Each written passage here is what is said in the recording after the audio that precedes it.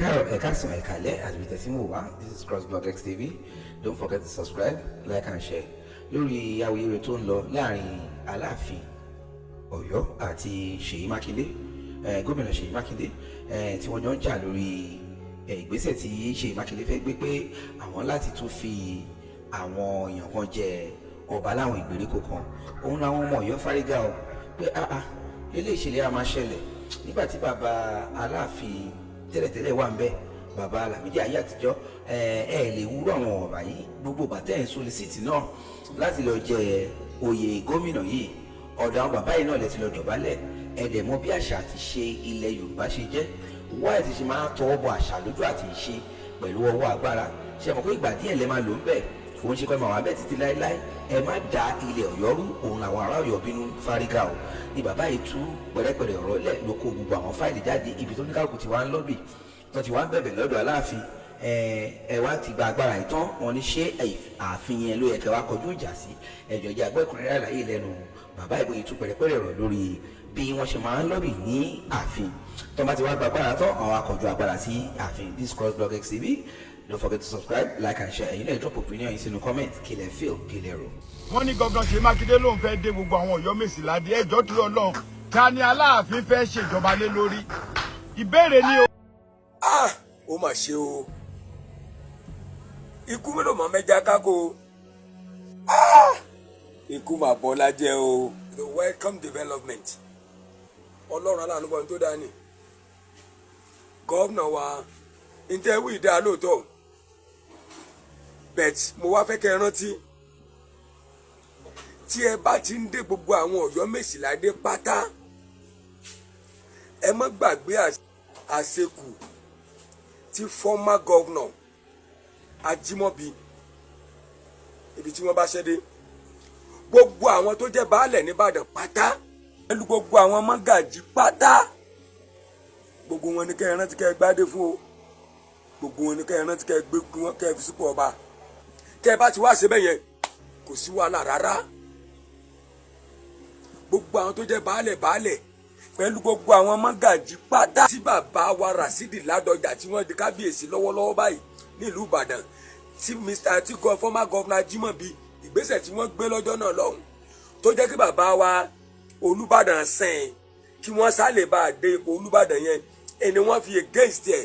Tí ẹ bá ti ń dé àwọn Ọ̀yọ́ Mèsì ládé, ẹ máa dé gbogbo àwọn baálẹ̀ pátá, ẹ máa dé wọn náà ládé. Ṣé ẹ fẹ́ bàtà jẹ́ ni? Ṣé ẹ fẹ́ dàtà rú ni?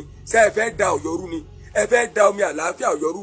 Gọ́vnà Ṣèyí Mákindé abẹ́ gbàgbé pé Aláàfin Ọ̀yọ́ ọba Lámídì Adéyẹmí ń bẹ nínú àwọn ọba tẹ́ ẹ lọ dọ̀bálẹ̀ gbàlàjà fún un. Ìgbà tẹ́ ẹ fi di gọ́vnà ẹ wá dé pọ̀ntán Ọ̀yọ́ ńlẹ̀ wà ń tẹ̀ lójúmọ́lẹ̀ báṣubàṣu. Ẹ̀ẹ́dẹ̀rú gbẹ̀yìn.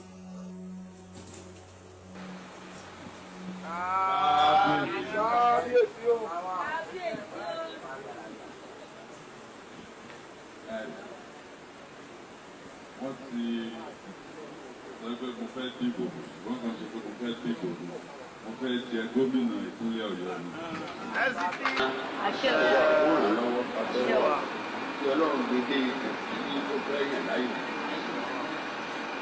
Ọlọ́run ẹ̀ lọ́wọ́ àṣẹ. Ọlọ́run ọba nìkan láláṣẹ. Àwọn ẹ̀dá máa ń bẹ̀. Ó ní ọ̀nà àrà tí wọ́n fi ń fa èèyàn yọ. Yóò sì sọ́dọ̀ olú. Tí Ọlọ́run fún ara tó fà ẹ̀ lọ. Àṣẹ wà. Ó rìn lọ́wọ́. Àṣẹ wà. Yóò dàbí gbogbo wa. Àṣẹ wà. Kí o sọ àbá kò kí apẹ̀mọ́síkọ́lé kó padà ọkọ̀ padà sí.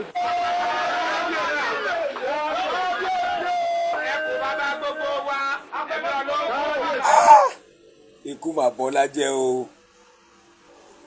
Orí àpèrè ọjọ́ kìíní àná tẹ́ ẹ lọ dọ̀bálẹ̀ gbàlàjà fún tẹ́ ẹ lọ sàpọ́nlé ẹ̀, orí àpèrè ọ̀nà lẹ wá ń tẹ̀ bàṣubàṣu yìí. Orí àpèrè ọ̀nà lẹ fẹ́ sọ di yẹpẹrẹ yìí.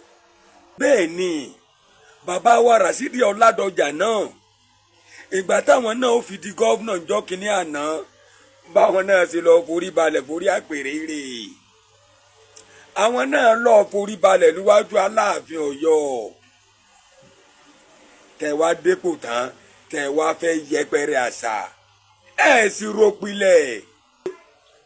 ẹ fẹ́ da omi àlàáfíà Òjìntòrò nílùú Ọ̀yọ́ ẹ̀yin lẹ fẹ́ dàrú. Ọba tó sì jẹ tìlú Tòrò orúkọ rẹ̀ wà lákọọ́lẹ̀, èyí tó sì jẹ tìlú tún di bákan náà orúkọ tiẹ̀ náà wà lákọọ́lẹ̀ bákan náà.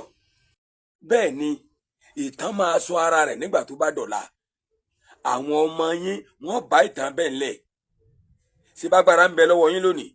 Agbára yẹn ń rúbò yín lójú lónìí torí pé ẹ̀yin àti ọba Rasidi Adéwọ̀lú Ládọjà ẹ ti pàdé àpò pọ̀. Ẹ máa lágbára yẹn so tébù yìí sọ́dọ̀ yín nìyẹn. Nígbà tó bá tó yá ó ṣeéṣe kó tó yí síbòmíì. Ìtàn sọra ẹ̀. Ẹ bá fi lè dé gbogbo àwọn Ọ̀yọ́ Mèsìlá dé tẹ́ ẹ fẹ́ gba gbogbo agbára tẹ́ ẹ fẹ́ gba gbogbo àpọ́nlé kúrò lára Aláàfin, ẹ rántí láti gbọ́ àwọn baálẹ̀ tí ń bẹ ní gbogbo Olúbàdàn pátá, ẹ rántí láti dé gbogbo wọn náà ládé. Ire o. Tẹ́ ẹ bá lè rí àmì ṣe gbogbo ogun tó lóhùn ní gbọ́ tó lóhùn ní gbà lórí ayé yín, iná agbára Ọlọ́run máa jó dànù. Kí lè nǹkan tẹ́ ń là kọjá tó dàbí pé ẹ ti wá ọ̀nà àbáyọ ṣùgbọ́n tí ẹ ti rí ọ̀nà àbáyọ. Ẹ ti pàdé wòlíì yín ló fà, ṣùgbọ́n arán mi sí ọ lónìí dádì, arán mi sí ọ lónìí mọ́mì. Olúwa lòun fẹ́ ṣe nǹkan ńlá nínú ayé yín. Olúwa sọ wípé gbogbo tẹ́ ń là kọjá yẹn òun fẹ́ fi òpin sí. Kí nìkan tẹ́ ń là kọjá lórí ìgbéyàwó ni, lórí ọmọ ni, lórí iṣẹ́ ni, níbi gbogbo ni, bóyá ogun kan ló dàbí pé ogun yẹn le, ẹ ti gbìyànjú kò tíì sí ọ̀nà àbáyọ. Ẹ jẹ́ àjọ gbàdúrà, ẹ jẹ́ àjọ wá ojú Olúwa, kí làṣírí ogun yẹn gangan, ẹ jẹ́ àjọ wádìí lọ́wọ́ Ọlọ́run ká dẹ̀ mọ ọ̀nà àbáyọ. Ẹ̀rọ ìbánisọ̀rọ̀ tẹ́ fi pè mí fún àdúrà àti ọ̀nà àbáyọ òun náà ni +234 70 25 47 5427 +234 70 25 47 5427. Bẹ́ẹ̀ ṣe ń pè mí fún àdúrà lórúkọ Jésù ẹ máa rí ìyanu.